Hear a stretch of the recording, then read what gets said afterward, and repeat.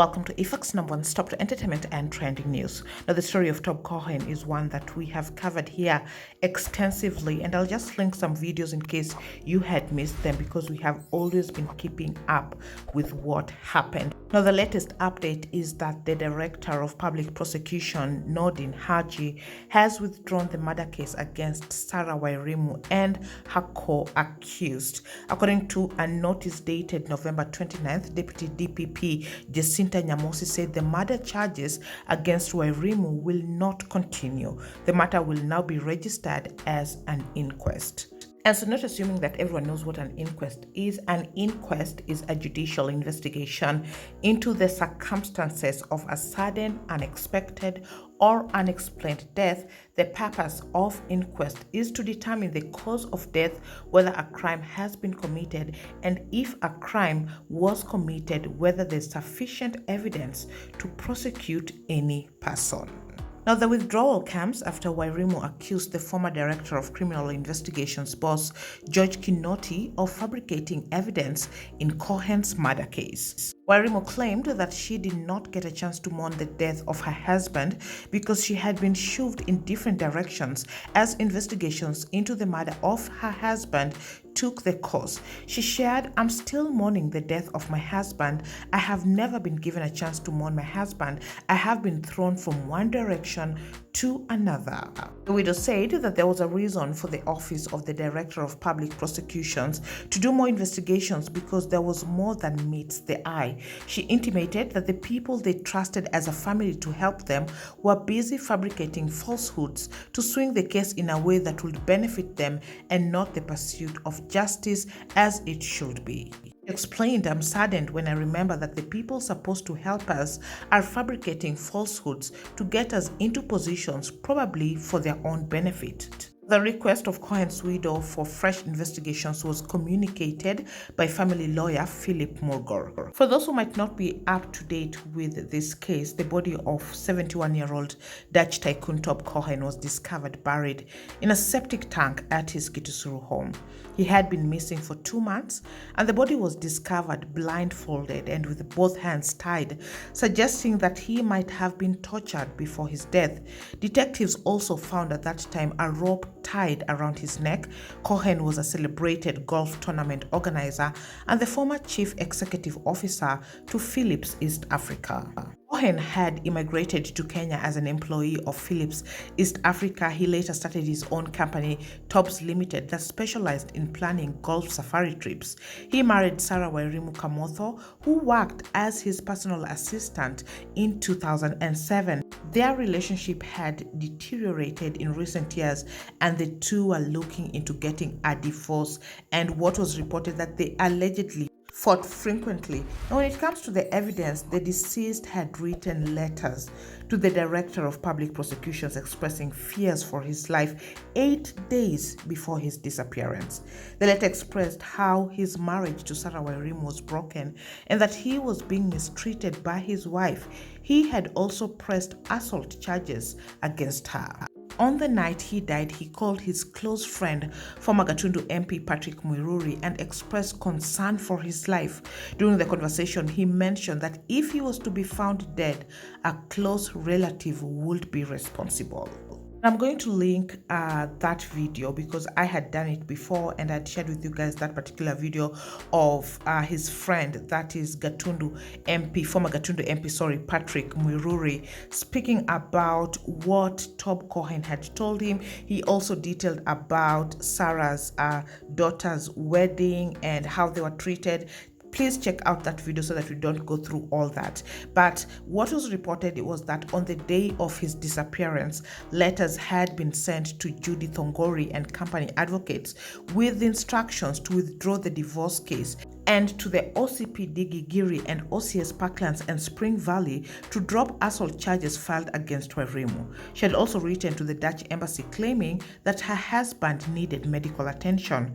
Workers at the Kitusuru home told police that Cohen left in a white car on the afternoon of July 20th, carrying a briefcase and wearing blue jeans. Now, this statement was later found to be false, as DCI officers also discovered the new CCTV cameras that had been been installed immediately after Cohen's disappearance. The detective in charge of investigations, DCI George Kinoti at that time, mentioned that the death was gruesome and the killers took their time to kill Cohen. Wairimu was named the board of Tobbs Limited on April 20, 1999. After the death of a board member in 2009, she was the only other shareholder apart from Cohen who held 999 shares in the company. Investigations revealed that the plan was hatched 3 months ago in the same house.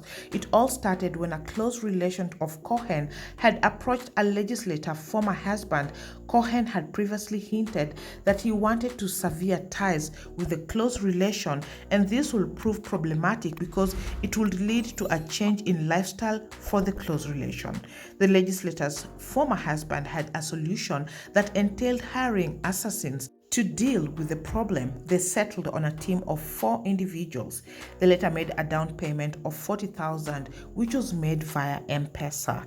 His wife, Sarah Wairimu, had been arrested as the main suspect at that time behind the murder, and she had told investigators during interrogations that she had last seen her late husband on July 20th. She also stated that he was leaving for Thailand to seek medical treatment. Now, something else is that there was a legal battle for Cohen's estate, even years after he had passed away, and Tob Cohen's sister Gabrielle Hannah Van Straten told the court that all she had wanted was justice for her late brother.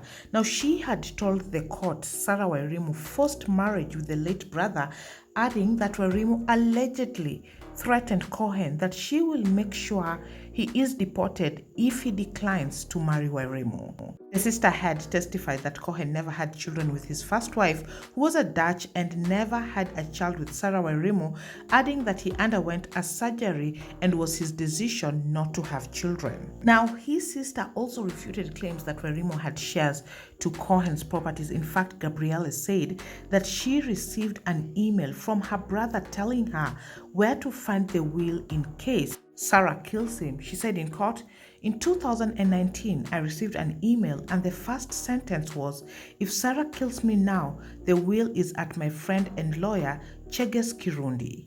Gabrielle said the will was opened in September 19, 2019, and Wairimu was never given any shares.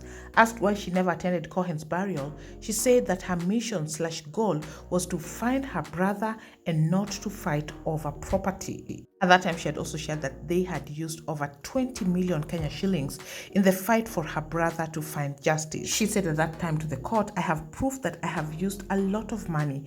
I have been paying my lawyers, plane tickets, and accommodation."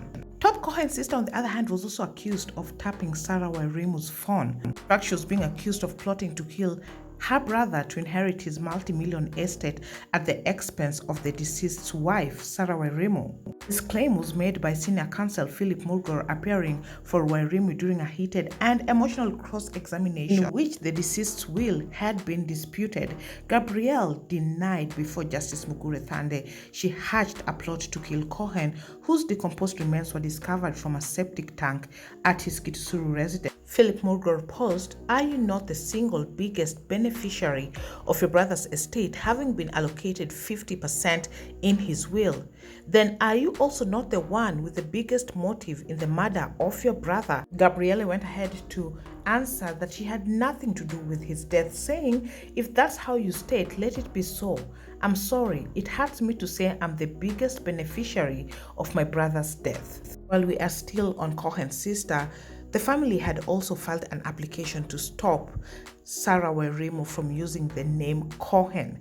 She said although Cohen married Sarah on May 30th, 2007, she never by way of deed poll opted to change her name by adopting Cohen's surname. And so this is a case that has dragged. It's not only just, a dispute over property, it is also a fight for justice as well at the same time. Anyway, now that the DPP withdrew the murder charges against Sarah Wairimu, the family to Tob Cohen have responded to this. They opposed the prosecutor's decision to drop murder charges against Sarah Wairimu and her co-accused businessman Peter Karanja. Now, according to the family, the decision of the Director of Public Prosecutions is based on bad faith and ill intention.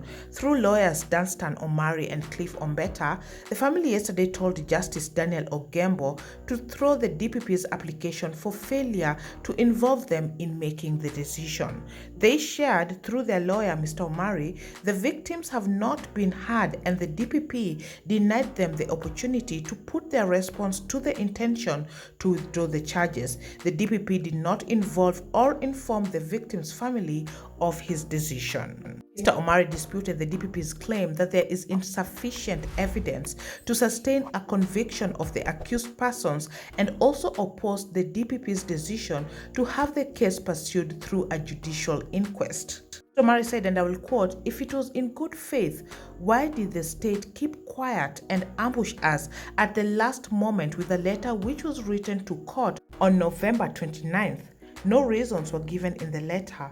Why was it not in writing if it was in good faith?" The victims were denied the opportunity to put their input in the withdrawal decision. Ms. Kamosa, together with Mr. Karanja, was charged with the tycoon's murder in October 2019, and they denied it and were released on bond pending the trial, which has never taken off. Anyway, that is what is happening in the Top Cohen's case, and as always, I will continue to update you guys in case of any new update that has been put out there and how the case is ongoing. And of course, now you have also listened to the statement from the family opposing the drop of the charges on Top Cohen's widow. Anyway, thanks so much for watching. We're up to date. Please subscribe if you haven't. Also turn on your post notifications so you're notified once new uploads are up, and I'll see you on the next one. Bye bye.